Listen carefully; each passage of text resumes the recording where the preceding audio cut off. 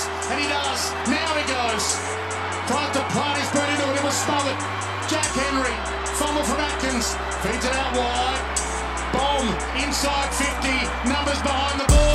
He's a hero, and they're going to have one. It's Aleer. What a moment for Aleer to stand tall again. Leek Aleer, what a grab. Well, last week we were joined by Toby Green, but this week we've gone bigger, we've gone better. Our next guest has a truly remarkable story, one of persistence and perseverance. He was born in Kenya to Sudanese parents, and at the age of 20, he was drafted to the Giants with pick 15 in the 2021 draft, having impressed in the Sandful competition.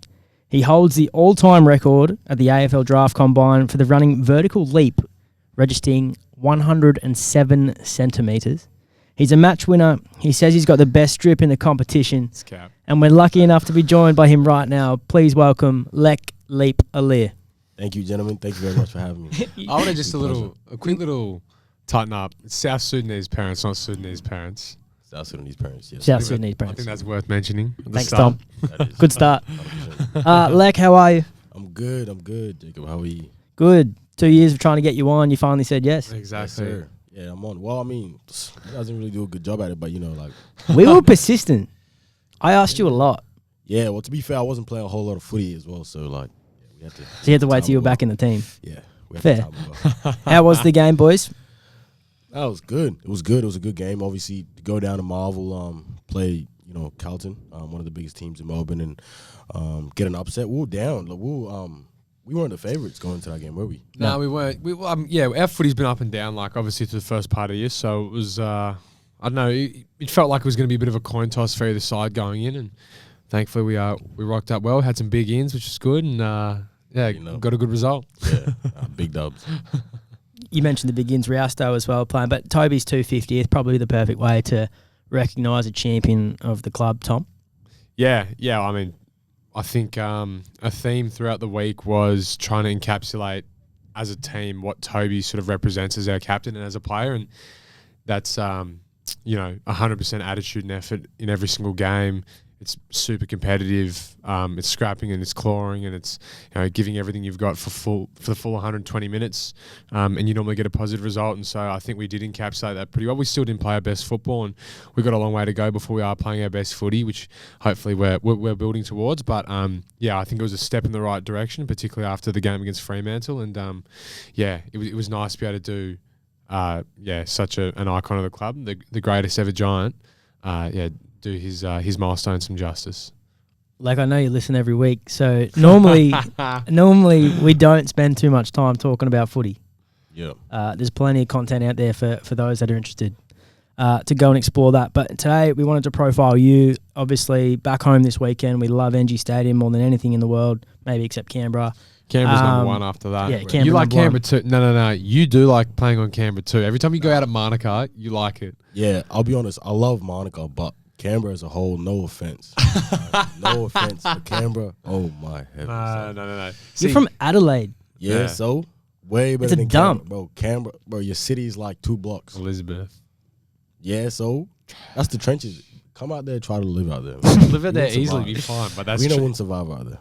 Anyway, so we're back in Canberra in 2 weeks. Make sure you're there. Thanks, Leek, for selling that game. He's getting dropped for that one. Enjoy your last week, buddy. We love Canberra. No, but we will get into this week. Obviously, you would have been across it on Giants socials, but our Cultural Heritage Series this week, super exciting to recognise a very diverse region that we are lucky enough to work and play in. This time last year, we had Connor Iden on the pod. He got nervous in front of the bright lights. No, he was genuinely panicking. Seek started, Seek sweats, and then his lips were shaking. He got the sweats bad, and the voice His was lips were quavering shaking. a little bit. Nah, that ain't it. I have to bully him for that because that ain't it. Keep the composure around here. But he had obviously an amazing story and he's still learning about his background. But he gave us some great insight. He was a great guest, provided plenty. Yep. Got over the nerves about halfway through, and then we got to know the real him, which was nice. Tom, before we get into Leek, some special content coming. I think we can tease it. You're actually staying back at the club tonight. Yeah, I am. Well, we're trying to convince Leck as well, and hopefully by You the should end do of this it. You'd episode, actually be we'll able good. to convince Nah, him. the only reason why I don't want to do this because I would genuinely put these blokes to shame. Nah, that No, is you Like, cap. wouldn't. When it comes to dancing, like it doesn't matter what type of dancing it is. No. Green, I'm telling you. No. Do you remember when he got drafted in that clip of you on the oval? Bro, Nah, what was that? He was dancing like in boots, telling I you. don't like remember doing a that. slide in boots. I'm smooth with it. I'm telling you. I don't know. It doesn't but matter. the thing that we're talking about is we've got, so in honor of the multicultural round we've got this week, we've had a few different things last night. Shout out to Ali Faraj as well, who works here at the club. He was like, we were all lucky enough to be invited into his family home, and he cooked dinner for us, or his family cooked up dinner for us as a whole playing group, and that was an amazing experience. He's of Lebanese descent, and so him and his family to invite us into their home was just it was incredible. It was a super delicious meal, which we absolutely loved, and just they're always a great event. And so tonight as well, we've got these Indian dancing lessons. So I think we're going to be learning some traditional Indian dances, and wait and see. Maybe we'll be able to get Leck along. The He'll thing stay. is, He'll I'm not stay. even joking. So it's me, Sika, and Joey. I'm the best dancer of those three. They're- That's a fact. I don't think your hips move. No, they do. No, they actually do. No. You know they do No, too. Joey's a way better dancer. I'm than gonna you. go Joey first. We'll just wait and see when the content comes out, but people will actually realize. Joey's definitely by far better than you and Sika, and then maybe like I think Seek's got you too. No, see, you're just Green. I've seen you move like if we're going to talk about football terms, like the way you move on a football field, sometimes you move gracefully, and then other times you move a bit like, hey, hold on a minute, just like, move over people. I don't need to move around. I move over. so No. when I put that and contrasted with dancing, I just don't know if you have it. Like, I just don't think you. Why don't we wait and see? I think you're more of a I can't imagine your feet doing much. Exactly. You don't know. You even said before you've never seen me dance. No, I've been. No, you've never seen me dance. You Because said you that off can't air dance. pre-game. No, what? You just You've like just never you seen stand me. there and just. No. You don't Yeah. have the twinkle toes, bro. Why don't we wait and see? All right, we'll wait and see, Why don't we wait and see? and then we'll show the clip, and we'll be proven right. Yes, indeed. Now, Lek, your own story. Yep. Back to you, Lek. Sorry about Tom. You'll find it a common theme. He makes it about himself. Can you start from the beginning? Born in Kenya. Yeah, born in Kenya. Didn't actually grow up in Kenya, so I was born there in 2001, and then moved over back to South Sudan where I grew up and where I was essentially raised. And then it wasn't until about I was 4 to 5 years old that we moved back to Kenya. Spent some time there when Mom was working through the process of getting our visas sorted and potentially getting us over here to Australia, which was a great opportunity in itself. But I reckon it would have been close to 6 months in Kenya preparing to move over here to Australia. And then from there, we were very fortunate enough to get obviously our visa accepted, and me, my mom, and my younger sister we were very fortunate enough to have relatives over here in Australia who had already situated themselves, and they were able to essentially sort us out with coming over here. And so like it's actually quite interesting because I remember as a kid, like when I first got on the plane, I was like, what is this, bro? Really? This is wild. Genuinely, I was so like flabbergasted, like I had no idea what was going on. And then obviously flew to Australia, and like it was one of the first times where I'd seen like Caucasian people, and I was genuinely like, what the like, genuinely, I was like, what? Like, I was so tripped out. But then it was like a new world. And then like obviously got introduced to like it's so funny. My first interaction with a car was, I remember we walked out the airport, and like a lot of our uncles, aunties and stuff, they were at the airport to greet us there. And then we'd walked out the airport, and I remember like my uncle used to own this black Ford, and it only had like 2 doors, right? And so like, imagine I'm like a 5-year-old kid, and I'd never driven a car, and I'd never really been around cars when I was growing up. So I was like, what, like this is pretty dope. Thinking to myself like, oh, like I've just came out of a plane, like a vehicle that can fly in the sky. Like I reckon I can drive this, right? And everyone's just going like, what's this kid doing? Like get out the front seat, like You got in the front seat. Genuinely got in the front seat, and I was asking for the keys, no, like get in the back. And so literally like, but mind you, like that's just like growing up as, you know, a kid back in Africa, like you didn't really fear much. So everything was just always new to you, and like you always wanted to experience new stuff. And so when I first came to Australia, like everything was brand new, and it was like one of the most amazing feelings I reckon in the world. Like, Did you speak English? So I did actually speak a little bit of English. I didn't speak it like fluently as I do now, obviously, but I did have, some keywords that I knew due to the fact that I grew up towards the back end of my tenure in Africa in Kenya. And in Kenya, like, there was a lot of Swahili speaking people, and then there was also some people who spoke English. So that helped quite a bit. And then, like, a lot of the kids there would go to school and they would learn English and whatnot. So they taught me a little bit. But yeah, when I first got here, like, I knew a little bit of English, but it wasn't too shabby. What are your recollections of Africa, both South Sudan and Kenya? Like, do you have many strong recollections of it and what it was like, and how do you reflect on it? Yeah, 100%. Like, it's just, I think for me, most importantly, like, what I remember was being a kid and just being able to do, like, what I wanted. Like, I think growing up, little kids had so much freedom. It was wild because I think as a people back home, like, obviously there's a lot of war, things of that nature, but one of the most beautiful aspects of our culture is the way that we rely on each other and the way that we're such a loving and caring natured people. And so you would rely on your neighbors, other families to look after your kids. And so, like, as a kid, like, I would literally go, like, to my cousin's house and spend several days there, and, like, mom wouldn't bat an eye to it. And so, and then I'd rock up home, like, 2-3 days later. And you're what, like 4 or 5 years old? And I'm like 4 or 5 years old, and, like, mom wouldn't care, like, you know what I mean? But that's just how I grew up. That's just how it was back there. And what were you doing during that time, like, for fun? Like, what would you do? For fun. So, like, you know how, for example, like, you have deserts, right? And then you'd have dunes. And, like, we used to go to the desert, and we'd just, like, run down dunes and slide down dunes. And, like, sometimes, like, in the village and stuff, we'd get barbed wire, and we'd make, like, toys out of them. Like, so we'd make, like, cars and stuff out of them. Out of barbed wire? Yeah, like genuinely, like, barbed wire, old tires, stuff like that. Would cut them up.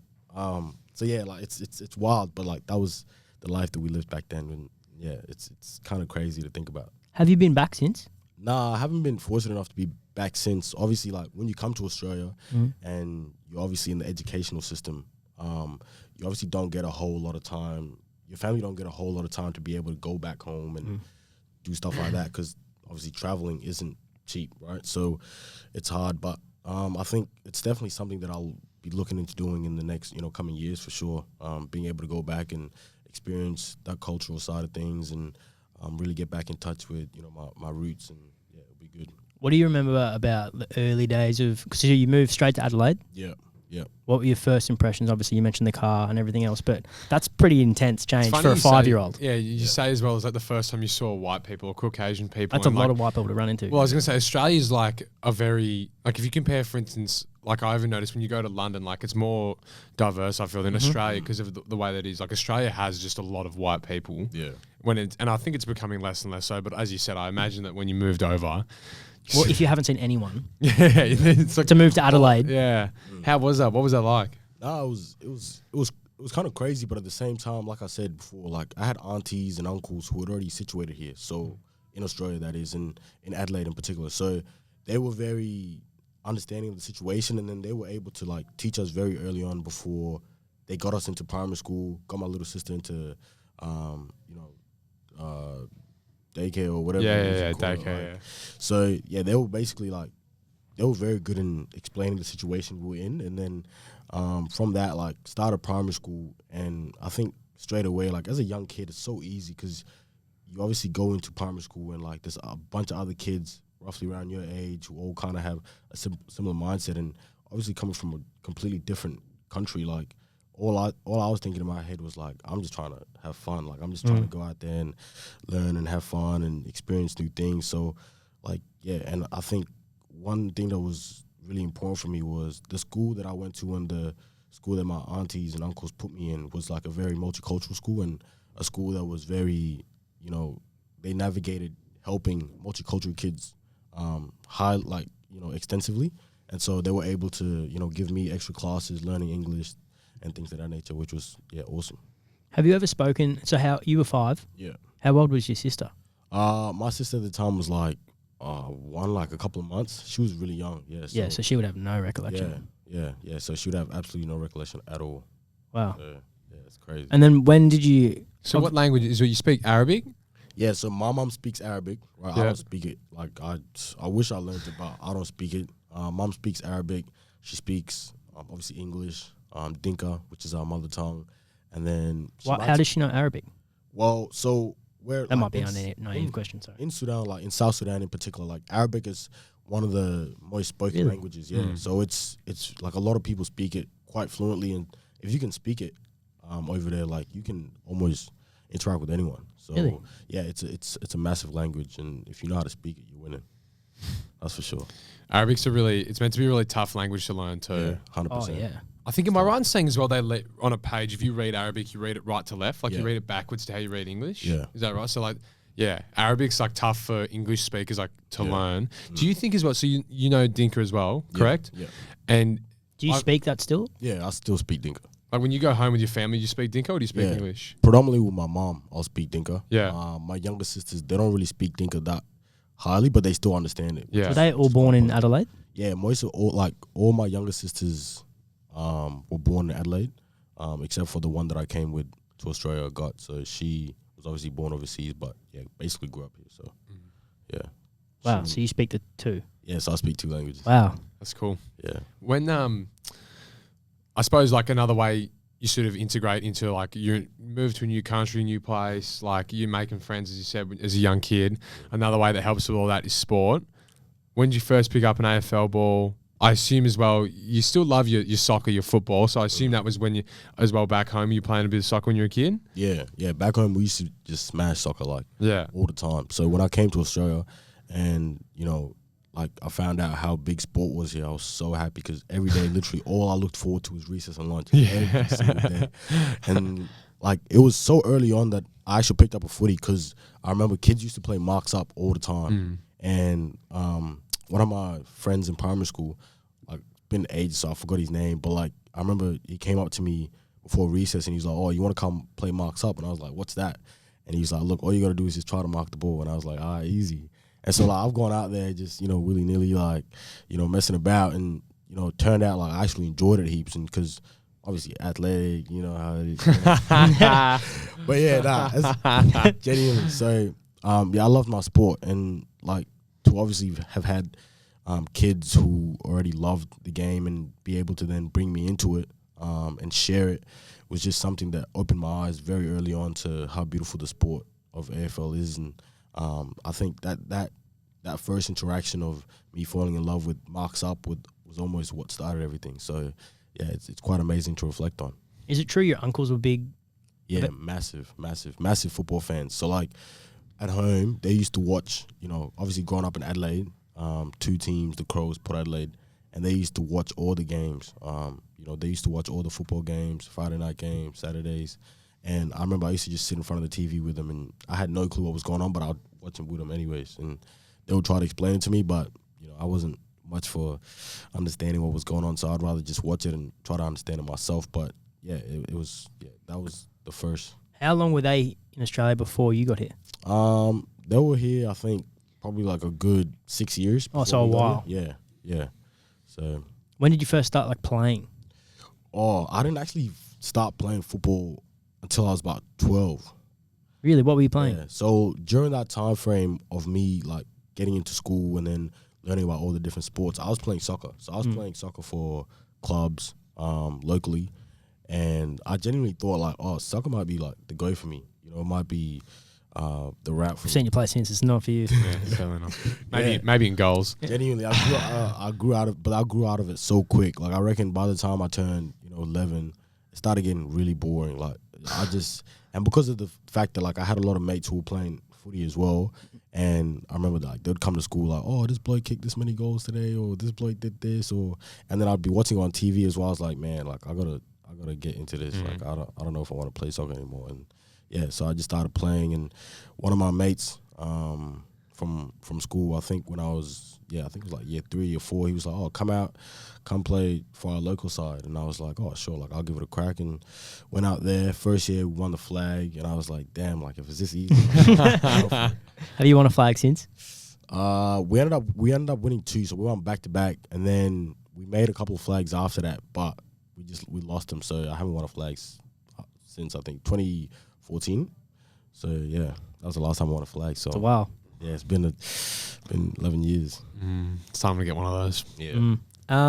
And then, so when did it start to, like, obviously you started playing footy. When did it become a little bit of a mindset? You're like, maybe there's a genuine career path here for me. Before the draft year, like, when did you start to take it seriously? Yeah, well, after I stopped playing soccer and started playing footy locally, I was also on par playing basketball heaps.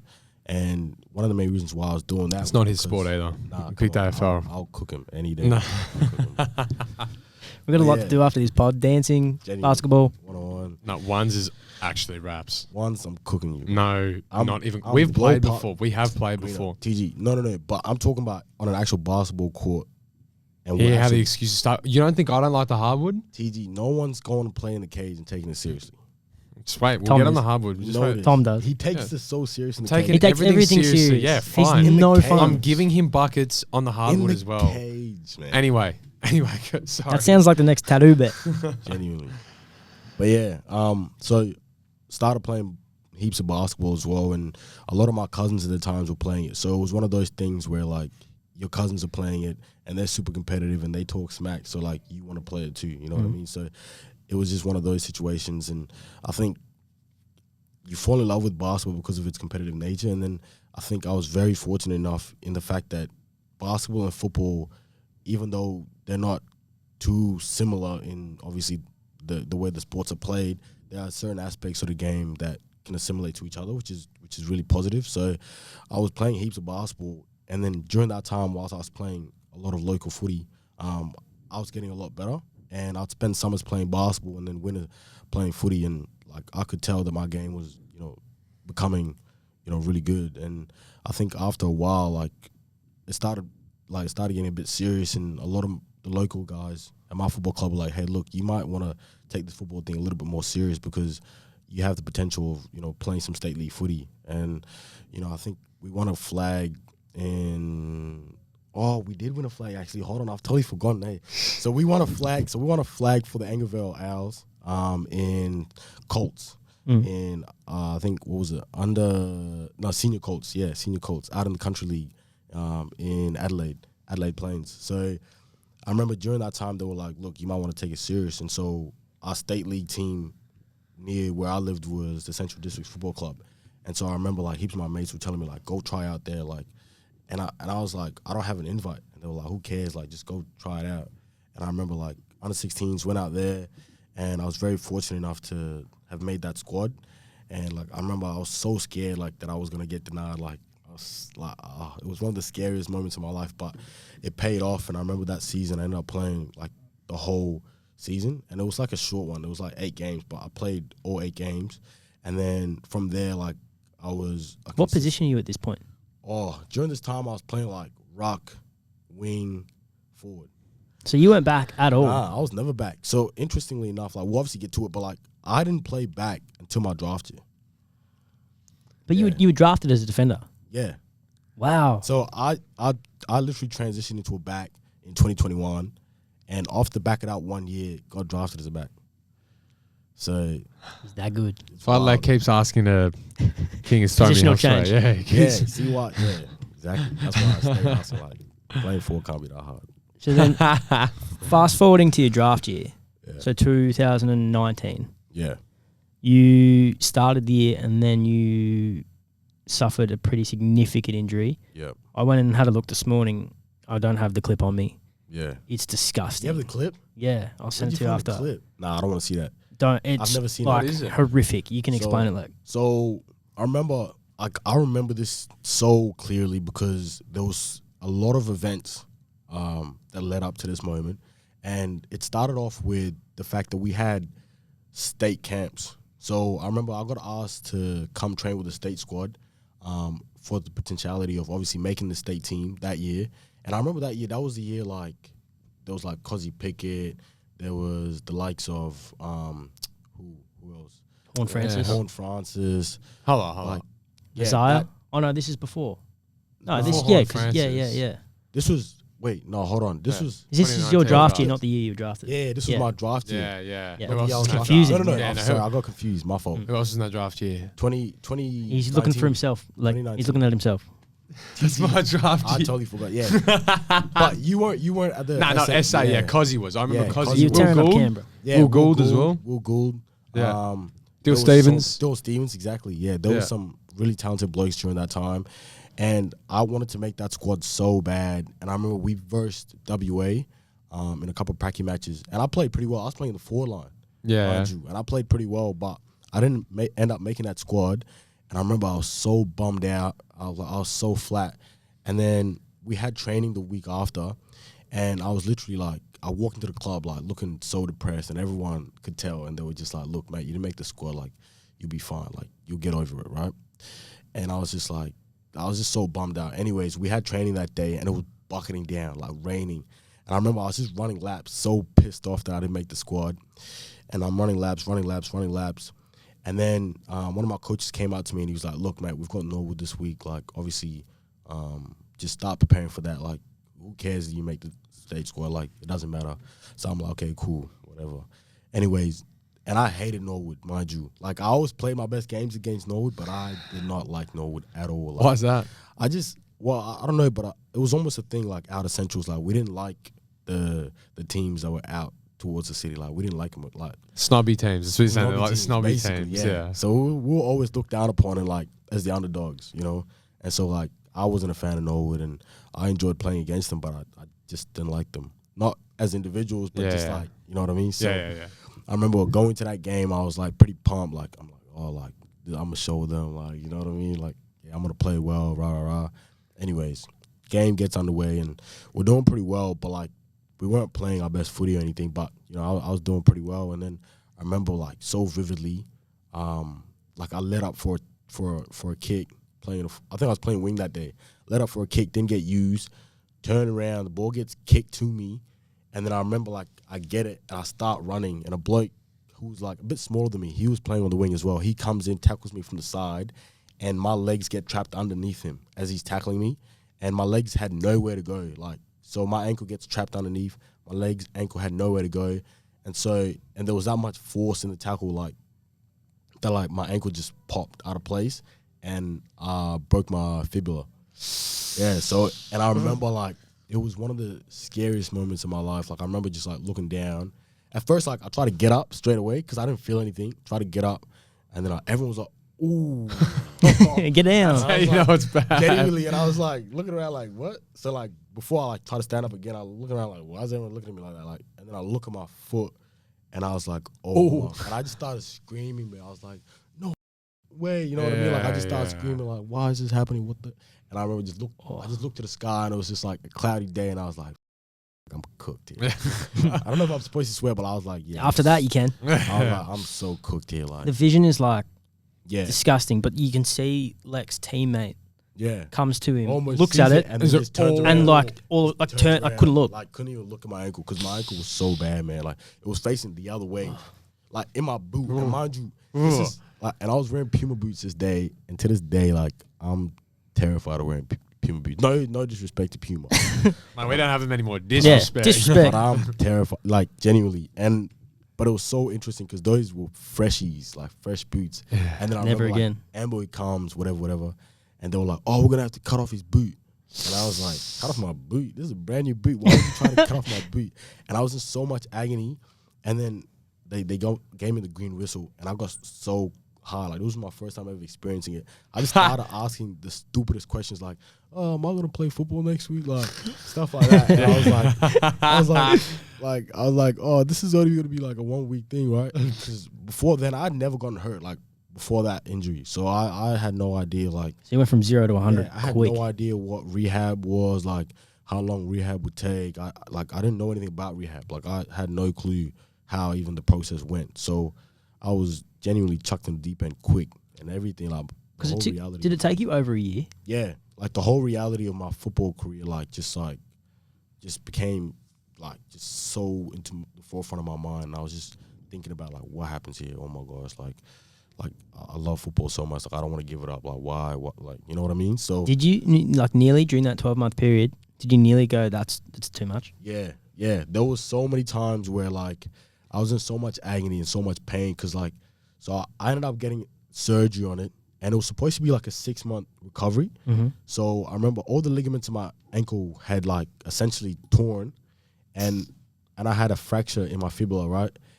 And it was supposed to be a 6-month injury because the fibula was supposed to heal, and the ligaments all got tightened up again, right? So then there wouldn't be any like continuous dislocations into my career. And that 6 months turned into like a year so quick because it was like I got the surgery and then I had setbacks.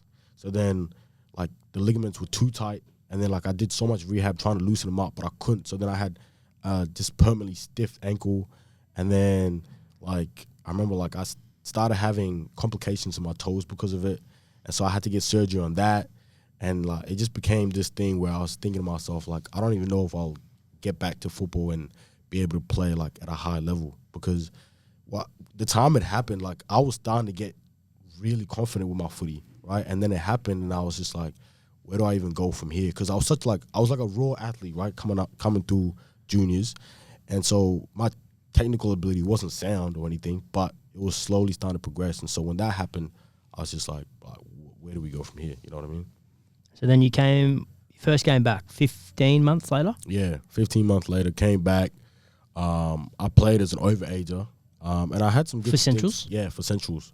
I had some good stints, but then I remember like COVID hit, and like everything was just everything was just weird. Footy was weird. Like I wasn't even really taking it serious, but I remember I was just trying to rehab heaps. So like I was always just in the gym, just trying to rehab continuously. And then like I suffered like another little setback, and I remember I think I got a stress fracture, which then kind of put me out for the rest of that season, that 2020 season, which was frustrating as well. But then I was like, you know what? Scratches like COVID, all that, scratch it, like I'm gonna just focus on uni, I'm gonna just focus on other stuff and getting my body right for next year. And then almost like a gift from God himself, like everything just started falling into place. And I remember going into that preseason, that 2020 going into 2021 preseason, like my body started feeling really, really good. And I remember I started running on top of the ground. I think I ran a PB that year of like a 6:23 2K. Mind you, I've not ran anywhere near that. You've also probably put on like 10 or 15 kilos though. I was running on top of the ground like a maniac. So everything fell into place, and then obviously also became a back. So how did that come about? Yeah. So we assigned Paul Thomas as our head coach at Centrals, and he came from Adelaide Crows at the time, and obviously he was a legend of the Central Districts Football Club, and he had a lot to do with a lot of the successes in the past. So he came in, and I remember he was kind of thinking to himself like, what do I do? Like this kid like hasn't really played a whole lot of footy. Where do I put him? Like what do we do with him? And he just kind of thought to himself like, why don't we just try you down back? Like obviously we have a lot of forwards. Like why don't we just put you there? And I was like, you know what? Wherever you want me, just put me there. Like as long as I get to play footy continuously, whether that's reserves, whatever the case may be, put me there. And so I trained there for that preseason as a back, and he was just very like positive in reinforcing me to use my athleticism, use my speed, and use my ability to read the ball. So that was just such a big confidence boost for me, and yeah, it ended up turning out to be one of the best, decisions ever made in terms of my football career, for like not even for my behalf essentially. So yeah. And then the draft approaches. Yeah. Did you before the draft? Let's go combine. Yeah. So we go to the combine. You're obviously a freak athlete. Yeah. The testing. Yeah, we don't want to give him too much. You're a freak athlete. Talk us through the vertical leap. It's a running vertical though, isn't it? Yeah, running vertical. Yeah. So can you explain what it is? Yeah, so basically the running vertical test is like a test to measure how high you can jump off a running start. And like obviously if you look at the AFL game in itself, like forwards, backs, even midfielders, like it's such a big aspect of our game. Like if you're athletic and you have power and you're able to explode and take marks. We've seen you do it. Yeah, I think that's probably one of the main reasons why it's such a big, obviously, test. So yeah, I think for me, like it's so interesting because like one thing I used to speak about, especially when I was going through all that rehab stuff, to my mates was like, bro, I don't want to get taken as a category B. Like I used to tell them all the time, like I want to be in the national. Like I used to rave on about it so much. And the reason why I wanted to be taken in the national was because like, I don't know, for me, that just felt like that's what would satisfy all the stuff that I had been through. And so when I got invited to the combine, I was like, yes, like this is my opportunity. because obviously I had played good footy, but I think at the time, like, I didn't have quite the confidence that I was going to be taken high or taken, you know, At all? national. Yeah, or taken at all. So I was like, I've got to find a way to really put, like, teams, you know, in the know, like, of my abilities. And, like, I always backed myself as someone was extremely athletic. And I remember going into that day, I was like, if I run a horrid 2K, like, I've got to make it up somehow, some way. And this is exactly how I'm going to make it up. So I remember, like, going into that, I was like, I'm going to try everything to, you know, do a really good job on this test. And, yeah, like, I remember when I beat it, everyone was like, damn, like, you got the new record. And I was like, what? And they were like, yeah, you got not a newbie's record. And I was like, oh, sweet. Like, I was like, sick. And then for the rest of the day, genuinely, I was like, I don't even know if I care about the 2K or that sort of stuff anymore. But yeah, like, it was such a blessing. Do you reckon that's the highest you've ever jumped? Do you reckon you jumped higher than that before? I reckon I've definitely jumped higher than that. But during that time, like, I was so light back then. Like, mind you, I was like 190. Yeah, how much are you weighing? I reckon back then I would have been weighing like 82 kegs. Yeah, right. 82 kegs, but like 192. Yeah. 192, 193, 82 kegs. So, like, I was genuinely flying. Like, I was so light. And What are you now? now I'm like 88. Um, Sometimes I get to 90. 192 still? Nah, 195 now. Really? Yeah. Don't look at me like that. That ain't cap. You know it. Now fast forward to draft night. So where did you think you were going to go? So I also didn't realize, sorry, could you have been NGA to someone? Crows. Crows, yeah. Why didn't They had the rule. It was like first 20 picks couldn't be NGA. Yeah. Oh, right. So because Leek was so early, they couldn't match. Yeah, that and also the fact that it was already too late for them because I wasn't in the NGA anymore. So because you were a mature age. yeah, exactly. Yeah, right. Yeah, so I was in the NGA that COVID year, 2020. So is that only when you're 18? No, 18, 19. Right. Yeah, okay. Yeah. And then, so in 2020, I remember, like, I actually remember having a conversation with him because I reckon I played maybe like 6-8 games, but they weren't the best. Like, they were just an average, like, 6-8 games. I was playing in the forward line, played a bit of rock, played a bit of wing. And I remember, like, I kicked a couple goals, few goals here and there, but, like, it wasn't anything impressive, right? And I remember they called me on Zoom, and we had a chat, and they were like, oh, like, we won't be taking you this year. Like, we'll be taking a couple other blokes in front of you. Like, I think it was Tariq Newchurch, James Borlays, who at the time were also in the academy. And obviously they had put in a lot more work than I had because, you know, they were playing consistently. So I was like, yeah, you know what, fair enough. Like, if that's obviously what you guys want to do, like, I'm not in a position to say anything. Obviously, I can't complain. Had you spoken to Port and the Crows leading into this draft? No. So you were pretty content with, like, you were leaving Adelaide? I kid you not. Like, the only teams that I hadn't spoken to were those two teams. Do you think that's because they'd already been, like, because they'd been closer? I'm not sure. Like, I have no idea. Like, I wouldn't be able to answer that question. But I was definitely prepared to leave. So I was just like, look, obviously there's a lot of interest outwards. So I was like, this is a great opportunity for me to venture out. How did your family feel about that? Because you're quite close with your mum. Yeah, I think mom probably hit it really well. Like, she wasn't overly, but she probably wasn't overly happy. But I think for her, it was just the fact that, like, her son made his dreams come true and became a professional footballer, and he got an opportunity that, you know, not too many kids get. So she was probably more overly happy about that than me, obviously, like, staying. Yeah. So yeah, she did pretty well in obviously just being supportive and understanding of the situation, which was good. I want to get a bit more into your mum a bit later, but so draft night starts. Nervous? What's the emotion? Yeah. Draft night was so, like, I was so nervous, but I think it was probably one of the most calm moments, like, in my life in terms of understanding. I knew, like, I was going to get picked up, but I just didn't know about who and when. And I remember, like, my manager called me that day, and he was like, look, I haven't really heard too much about whether or not you're going to the first round. Like, we know you're going to get picked up this year, but we don't know if you're going to go first round. But tonight, just set the camera up just in case, right? And get some friends over or whatever. Like, just keep it small. Like, don't overdo it. And I was like, you know what? That's not much confidence. Hey, like, just maybe do it. I was like, cool. Like, and I was very relaxed because I was like, either way, like, whether I go first round or second round or third round, like, I'm getting picked up, right? and like I knew my goal of being picked up in the national was gonna be, you know, a reality. So I wasn't too fussed.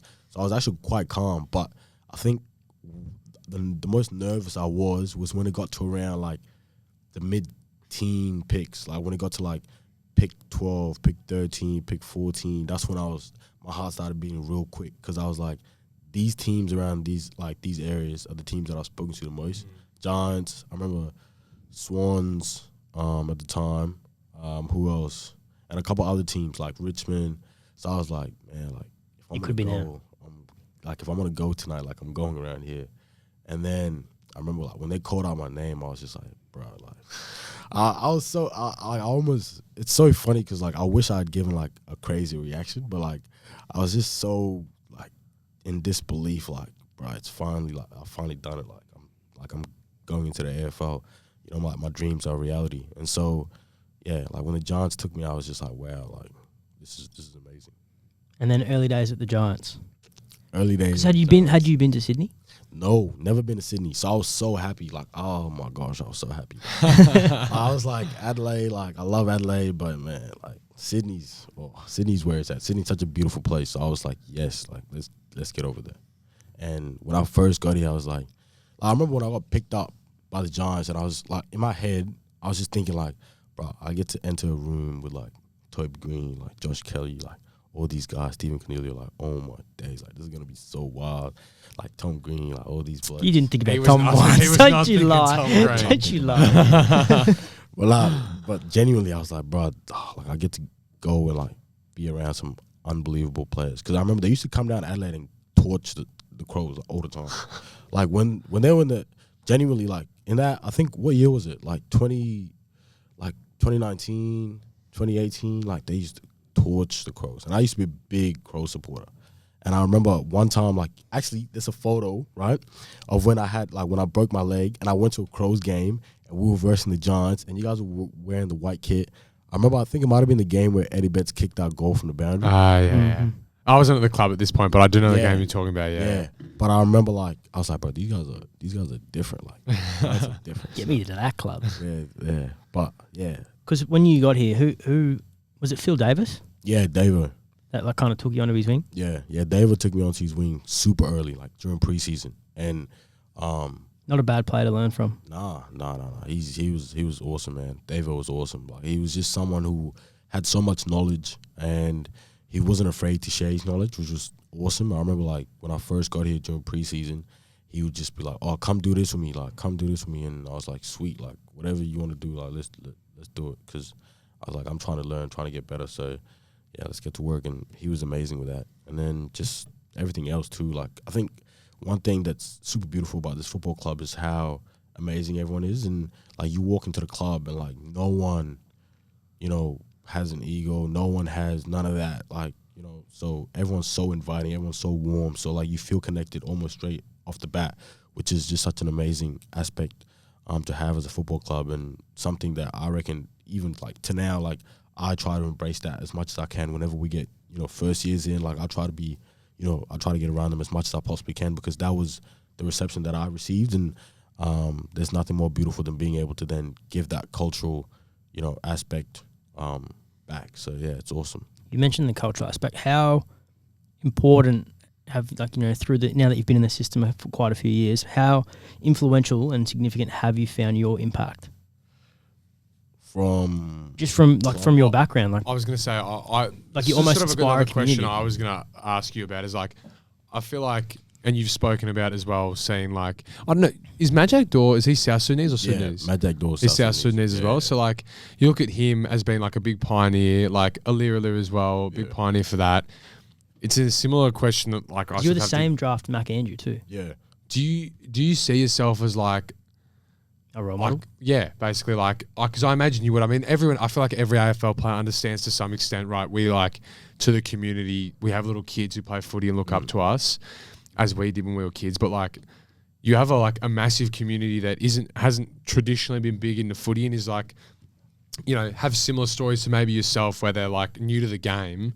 Do you look at that and go, I feel like I'm in a cool position where I can see little boys and little girls out there want to be like Aleer? Yeah, 100%. Like, I think growing up, like, one of the biggest, pillars in driving me to play AFL footy was seeing the likes of Magic Door, Leek Aleer play. And so, now that I'm in a position, obviously, where, I used to see myself and used to see the likes of Leek Aleer, like I know that obviously I can be a role model, and I can definitely, provide that aspect to the culture, which is such a privilege to have. And I think from my mental perspective, like, that's definitely something that I want to tap into even more. So, I know there's a bunch of kids, especially, in Melbourne, Adelaide, all around Australia, like, that are South Sudanese that would love nothing more than to play, the great game that is Australian rules football. So, whatever, I can do from my part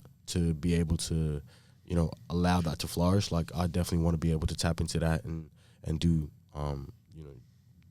do the game, that justice. So, yeah, it's definitely, a big part of why I love the game and, why we play the game. So, yeah, Is that something, and this is what Connor Iden was saying last year, is that something that's kind of always been your motivation as well? Like, as soon as you got to the level, you're like, I want to tell my story. I really want to, spread what I'm doing to my community? Or is it something that was kind of encouraged for you to do as well? So we said to Connor, like, the similar kind of thing, and he said that Cogs was the one that kind of was like, you've really got to embrace it and learn more about it. Yeah, 100%. Well, I think just from being able to, like, recollect on my own experiences and, my journey to where I am now, like, I think one thing that really stuck with me, especially when, my first couple of years when I got into the league, I was like, I've been through so much in terms of, like, trying to get here that I would love nothing more than to be able to then express that or tell that story to, kids who may have grown up in situations similar to mine, or maybe going through, routes similar to the routes that I went through to try to get to where I am now. So I think being able to tell my story, share my story is such a privilege, and one of the main reasons why I look fondly on some of the things that I've been through, and, like, not look at it from, like, why did that happen to me, but more so of, like, how can I use that to then inspire somebody else, you know what I mean? So, yeah, there's definitely, that being a big aspect to it. We've mentioned your mum a few times. Yeah. You're still quite close with your mum. How often do you speak to your mum? Like, almost every day. So, like, mom loves a phone call. So, yeah, she'll call me, check up on me, and, like, it's the worst when, like, I'm sick or anything, like, and she can, if she... So at the minute she's been on She knows. Genuinely, like, if she can hear I'm sick over the phone, like, she'll hem me down. She'll be like, oh, did you get the lemons? Like, go to the store, get some lemons, get some ginger, like, make some tea, like, oh, make sure you do this, make sure you eat. Like, she's always on my case about that stuff. But, like, yeah, she's a very caring woman. So, yeah, I'm very grateful and blessed to have her in my life for sure. We met your family when they came to Sydney for your debut. Yeah. Pretty special. I didn't realise how big your family was. Yeah, pretty big. Because you've got 5 sisters. Yeah, 5 sisters. And how often are they all in Adelaide still? Yeah, they're all in Adelaide. It's actually so funny because, like, whenever I tell people, like, I have 5 sisters, everyone's like, what? 5 sisters? And I'm like, yeah. And then they always ask, like, are you the only boy? And I'm like, yes. And I'm like, oh my gosh. It's tough. Yeah. That's tough. But it's so funny. Like, they'll call and, like, they'll just chat about nonsense for hours. Like, they'll chat about just things that don't even, like, make sense. And I just, like, sit on the line like, yep, okay. But then at the same time, like, they think I'm, like, the funniest person on earth. Like, any little thing I say or do, like, they just think it's the funniest, like, thing ever, which is so weird because, like, they always ask me, like, oh, do all your friends think you're funny? I'm like, bro, not even close. Like, so it's good. All right, before we get into songs of the week, because we've gone a bit over, well, we've got the dancing thing that Tom's going to be great at. I want to talk to you about one thing that you've done this year already, the mark of the year. Yeah. Talk us through it, because you asked me to put it in. NFL mark of the year. Yeah. I think you got to have this wrapped up, don't you? Yeah, well, I mean, like, I think... Because it was like, wet. Yeah, it was a wet day. Like, bro, I don't even know. Like, I just think mentally that week I was talking to so many boys and, like, we were talking about marks. And I remember Tubbs was even in the locker room at the time, and I was talking about his mark against Carlton, right? And I was like, I have no idea how that didn't win mark of the year. And then I remember I looked at Brown and I was like, I'm going to take a mark this week. Like, I kid you not, you can go and ask him. He'll tell you. I believe that. I need to hear you say that to someone every week. And I'm yeah. trying to say And what say that for this week? Especially young Angove. Angove and I, so we were out, a lot of the first year boys, we were out at dinner having steak on a Monday as we usually do sometimes. And I remember we were talking about it. And we were talking about marks. And he was like, oh, what's the best mark you've, like, ever have taken? And I was like, oh, honestly, probably the Geelong one. And he's like, oh, do you reckon you're going to take like another good one this year? And I was like, you know what? One might be coming up. So There it is. Yeah, well, Special. no, it is. It's ridiculous. The VFL mark is like insane. It's Because it was in the rain. It's a And pack. you got high. You jumped onto the pack, up and over. yeah, now I just need to do in the AFL. All right, we're going to go a couple of questions because that's what we promised. Yep. And then I want you to get your song ready. We've got 14 minutes until Tom needs to be at a dancing lesson. There's some hard ones. Which player have you learnt the most from so far? You know, I reckon Sam Taylor, interestingly enough. Because you live with Slammer. Yeah, I've learned so much from Slam. I don't go out my way to ask him, but like He's just naturally watch him. knowledgeable. Like I'll just watch him like, oh, so you like, okay, cool. And then I'll just like make sure, I try to, practice that. He's actually like, bro, he's different. He's special. Good person to learn off. Yeah. Yeah, not bad. I don't How know about many off the field, but on the field, 100%. how many goals have you kicked in a game? You were a forward growing up. As in like Most Like, goals what's the in a most game. goals? 6. When? Kicked a 6-bag. I kid you not. When I was playing, I think, under 12s footy, kicked 6 goals. In the wet too. In the wet. I kid you not. So we need the rain this So you weekend. like the wet? Yeah. All right, last one. What's your best memory as a Giant so far? Definitely that Geelong game we won. That was the best win. Crazy win. I've ever had. I was so awesome. Yeah, it was so funny after that was You getting caught taking selfies for an hour? all those like got caught up taking. Yeah. I think you're entitled to do after a game saving After mark saving like that. it. But then also this year when we had like that close win, and then Cody just debuted, and I think Joey that was his first win. Those boys are taking selfies as well for another Joey still talks about his tap. Crazy. legacy. Yeah. Legacy, the boys taking selfies. Oh, All right, we're going to get into Song of the Week. Ready? Yep.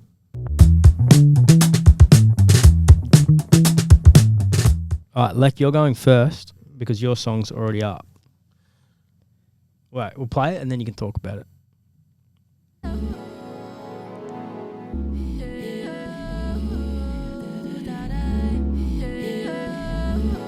A new kind of love, genetically altered.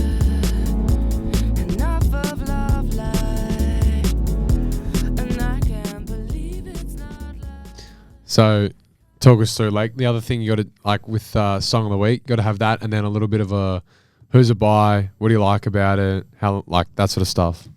Yep. So this song is A New Kind of Love by Frou Frou. I reckon she made this song a while back, actually. I think this might have been in the early 2000s. I kid you not. And I think her music, ability was ahead of its time. Like, it's one of those songs that's just so melodic. It's so calm, so relaxing, but at the same time, like, it just has such a beautiful undertone to it too. So, yeah, it's just a bit of everything. And, yeah, one of my favorite I songs. like the way you put that. Yeah, it's true, and Nice it is undertone. it's a great song. A New Kind of Love again by Frou Frou, and I think Imogen Heaps on it. Is that right as well? Yeah, correct. Yeah, so that is a good song. It's a very good first choice. We have some other people who come on, and I don't think they pick nice ones, but that's a nice one. Who's bad? Toby. Tubbs' music's trash, yeah. All right, Tom, this is you. Ready? Yeah.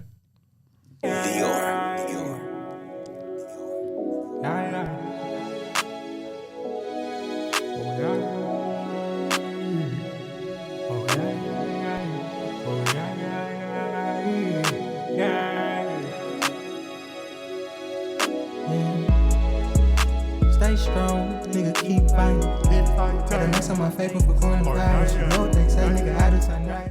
So that is Geico by Sar Baby.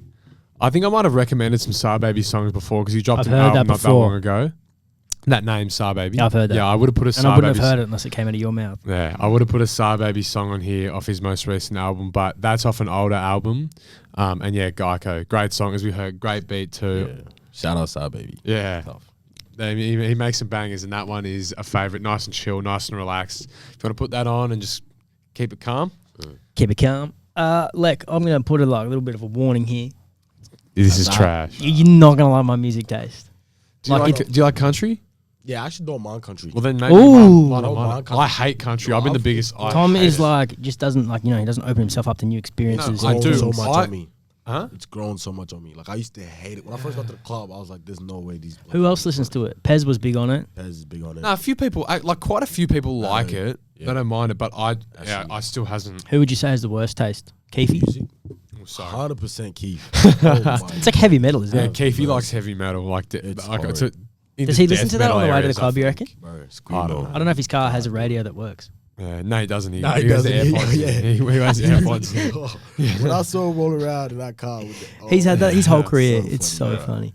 All right, this is mine. He's Ready? the best. Something better in the truck. If you're gonna be a friend like Skull, always there in a pinch. If you're gonna love a woman, you got to love her like a Chevy, but it's steady like a rock. If something's Morgan Wallen's new album out. 37 songs. Yeah, Name of the there's- song? There's so many songs. You Wait, never, probably- you never say the name of the song. Sorry, man. I'm not going to sit here and talk about the undertones. Skull, Chevy, and Browning, and I've probably got top 5. That's probably my 5. I don't know which one's my favorite, but we got 5 weeks more of episodes, so maybe I'll just drop Morgan Wallen song every week. My song's definitely the best. Wasn't That's bad. That's a good song. I don't know if it's the best though. It's definitely the best, bro. What do you think I of that don't one know. just then? Yours? Yeah. Trash. What do you think? It's not bad, but it's not my favorite type. Like, it's not my favorite. What do you like Morgan Wallen pop off that country? track. Yeah, so I actually have a few songs that from that album that I really like. From Morgan's? Yeah. What do you got? So for example, just in case, I'm the Problem is nice. I'm the Problem's great song. It's a great song. I Got Better, I got better, yep. Superman, Superman And is then- probably my favorite. and then What I Want with Tate McRae. That was going to be my song. That's what I played for Tom Telling before you got it's in so here. tough. I listen to country, gentlemen.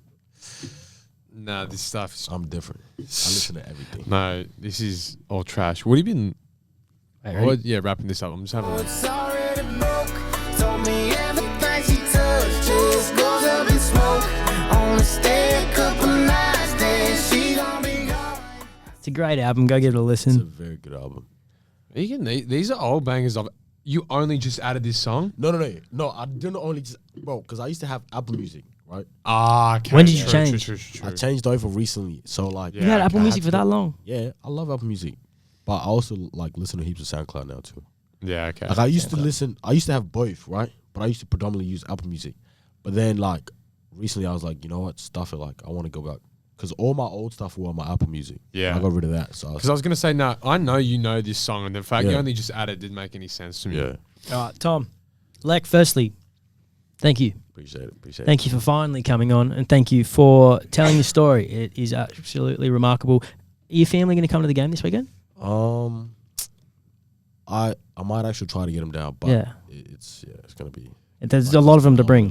Yeah, Mm. because they also have school too, so it's like you have to be cautious Yeah. about that. I don't know. if I How old's your younger sister? 7. So I don't know if I want to be pulling them out of school. They got a lot of learning to do. Wow, you're such a mature Yeah, older that brother. is wise. Yeah, no, thanks for coming on. Like, it is genuinely like, yeah, we joke around a lot. We have a lot of laughs, but like, I think you know as well, I look up to you a lot in terms of the resilience you've had to show, not just in football, as we hear some of those like injury setbacks, but the things that you've been through in your life. And I think a lot of the values and that you display and a lot of your characteristics are incredible, and you're an amazing person. So thank you very much for coming on, and I'm very lucky that I get to call you mate and get to share change rooms with you. So I really appreciate that. Appreciate it. It's good to have you on. Cheers, bro.